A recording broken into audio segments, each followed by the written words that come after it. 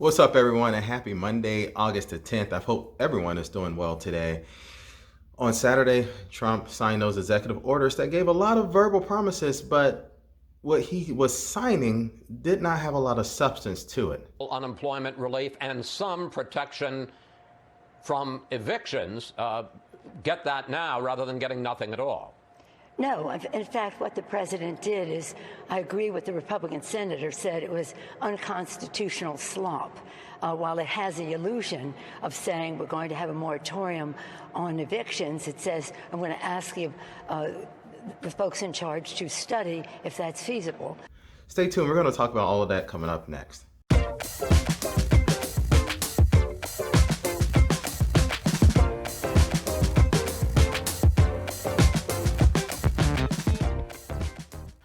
Hello everyone, my name is Paul Zachary Shelton Jr. and I'm the Chief Investment Officer of Warwick Shore Advisors. We are a wealth and investment management firm located in Orlando, Florida with clients all across the United States. If this is your first time coming to my channel or seeing one of my videos, I ask that you please hit the subscribe button, please ring the bell so that you can get an update each time I post a new video, and lastly, please like and share this video to help me increase the financial literacy of our globe. So I'm gonna play a couple videos for you so you can kind of get a gist of what's going on just around two things. One, the eviction moratorium and the payroll tax cut. You know, I've had my opinions about the payroll tax cut, and I always have said that the eviction moratorium is something that is needed not only for all of those people that are out there that are possibly about to get evicted because they have missed a rent or mortgage payment, but also for everyone that has went back to work. If we have mass evictions that take place, that is going to tank the economy again. And you think that 2008 was bad? Wait till this happens. That will be catastrophic. I want to talk about evictions, Mr. Kudlow, because the president claimed that he's protecting Americans from eviction, but that's not what this document says. It says that agencies should consider whether halting evictions stops the spread of COVID, and tells Treasury to identify money to help renters and to promote their ability to avoid eviction. This is not a freeze on evictions. This is a memo asking his cabinet to study it, right? Well, it gives the health department, it gives Health Secretary Alex Azar and the CDC a lot of power if they are concerned about community spread, for example. They will trigger actions that will prevent evictions. And I think in most cases, I mean, fortunately, we did not have much forbearance and eviction from the first CARES period, the last 3-4 months. But if I got an eviction notice and I listened to what the president said yesterday, I think I am not going to be evicted. But that's not what this executive order actually says. Do you agree with that? Well, no, not exactly, because, again, the health secretary has the authority, working with the CDC, to declare it an emergency. And therefore, there will be no eviction. Has the authority, and please don't forget, yes or no, does this freeze evictions, prevent evictions, period, full stop, as the president said yesterday? It will. It absolutely will. All that has to happen, we're setting up a process, a mechanism, okay? I can't predict the future altogether. All the federally financed single families and multifamilies will be covered, as they have been. With respect to the additional population, again, if HHS declares emergencies, then evictions will be stopped. Look, okay, I just want you to know, in this, and I know you've seen it, it uses words like consider, identify, promote, review. There's nothing that actually says a landlord cannot evict a tenant.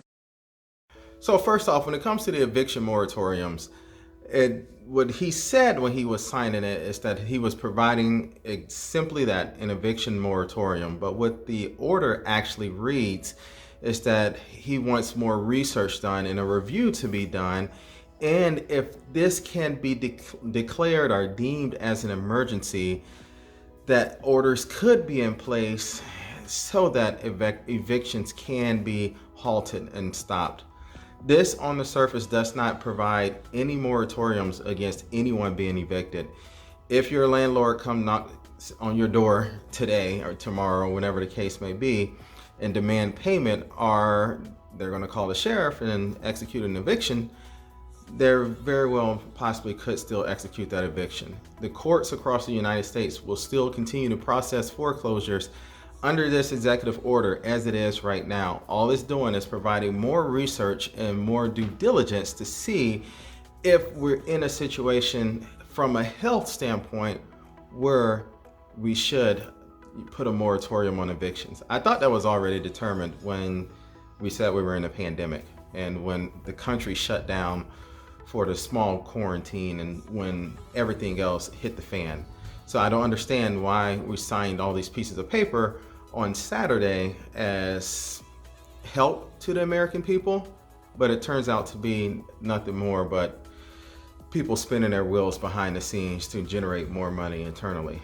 That's my feelings about that. The next thing is dealing with the Social Security trust, which is depleting and running out. So the payroll tax cut, if as was passed or was signed as an executive order, if he cuts payroll taxes now, that's only going to help the people that are actually working right now and those employers that actually are open at this time.